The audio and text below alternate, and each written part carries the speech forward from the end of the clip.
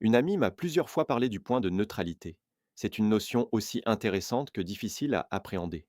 Je sens qu'il s'agit d'une clé de développement personnel puissante. Bien au-delà de la prise de distance, elle permet d'appréhender de manière originale et profonde les événements que l'on traverse. Avant de développer, voici un texte écrit spontanément sur le sujet. Aujourd'hui, je suis ailleurs. Je suis au dehors autant qu'au dedans. Je suis hors de moi autant qu'au plus profond de moi. Aujourd'hui, je suis nulle part. Donc je suis partout. Aujourd'hui, je ne suis pas moi, je suis donc en train de me retrouver.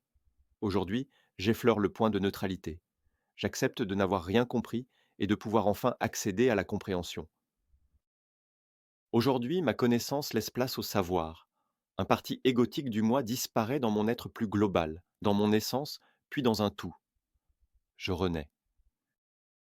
Maintenant, j'entends fort et clair l'appel de l'inspiration et de la lucidité. Autant que faire se peut, au lieu de retourner les colères soit contre moi, soit contre autrui, je me retourne vers moi, en moi plus précisément. Peu importe ma responsabilité, mes sentiments et mes émotions dans cette situation. Je décide de m'aider moi-même, de soutenir mon corps, mon âme et mon esprit.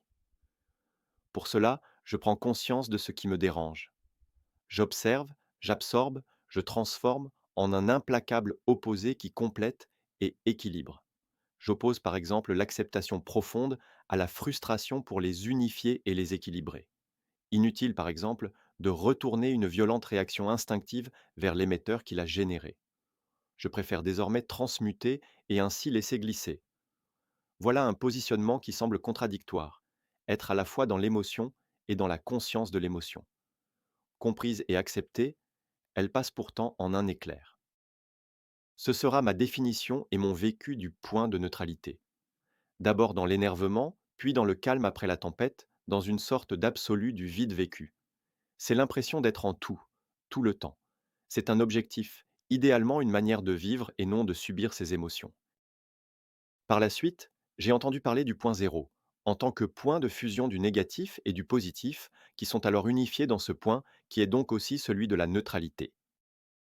Cette formulation constitue en fait une véritable méthode pour atteindre l'apaisement, la sérénité et la libération jusqu'au cœur de nos cellules.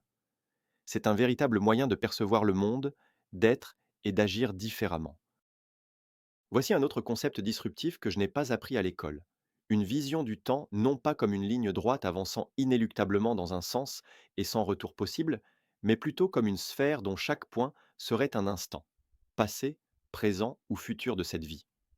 Le centre de cette sphère ne serait autre que la conscience qui aurait accès à tous ces instants simultanément. Si cela peut donner le vertige, je trouve cela très éclairant. C'est comme une nouvelle clé de lecture pouvant ouvrir bien des portes.